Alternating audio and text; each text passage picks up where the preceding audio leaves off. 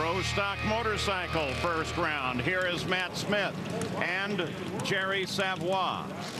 Number 8 and 9 qualifier. Oh, and Matt goes red by 0.02 of a second. Uh-oh, and that insult to injury. Look at him charge. He throws away a 6:89 elapsed time. Jerry Savoie advances with a 6:95. David Hope and Steve Johnson. Steve on the right side of your screen. David Hope trying to keep his hopes alive in that top 10, but he gives it away too. Another red light.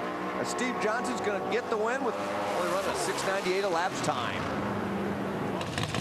Chip Ellis and Mike Berry. Chip did not win a round of racing out on the Western Swing.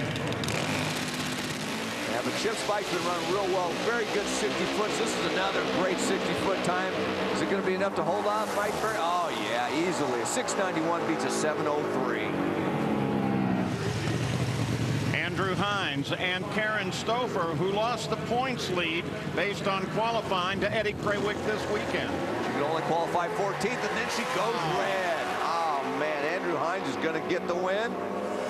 He just cruises to a 6:92 elapsed time to advance him. What's with all the red lights? L.E. Tonglet and Angie Smith. L.E. defending U.S. Nationals winner. Angie gets a slight advantage, a couple hundredths off the starting line. Will it be enough? No, L.E. just drives around. 6:92 beats a 6:99. 92 at 190.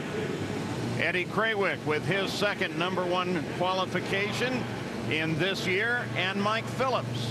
Eddie on the Harley Davidson against Michael Phillips on the Suzuki. Michael gets a big advantage off of the starting line.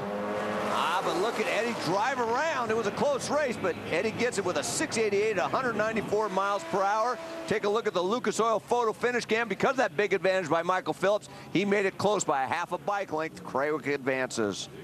And the intervals down the track. Krawick just at the finish. Boy, Michael's going to kick himself for that. Well, these two guys are making their first start at Brainerd. Hector Arana Jr.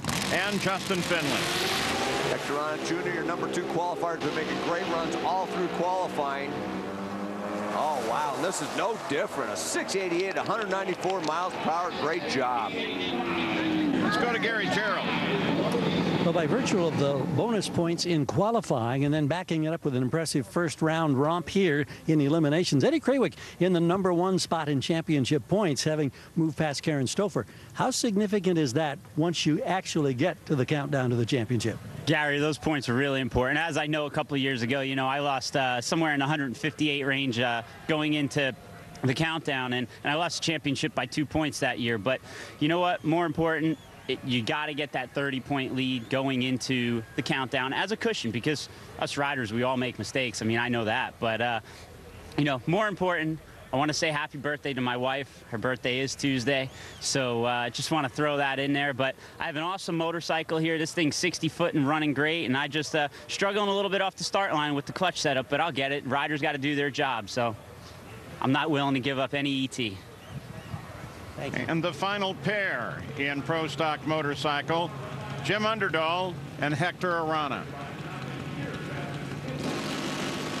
Oh, and another red light. Half of the Pro Stock Motorcycles won based on red lights. Hector Arana Sr., he's no different. He gets the win. 6:94 elapsed time at 191 miles per hour, advances him to the second round. And so how will they line up for that second round? Here is the Lucas Oil Pro Stock Motorcycle ladder. Jerry Savoie will take on Eddie Krawick, who is solidly in the countdown. L.E. Tonglet and Chip Ellis.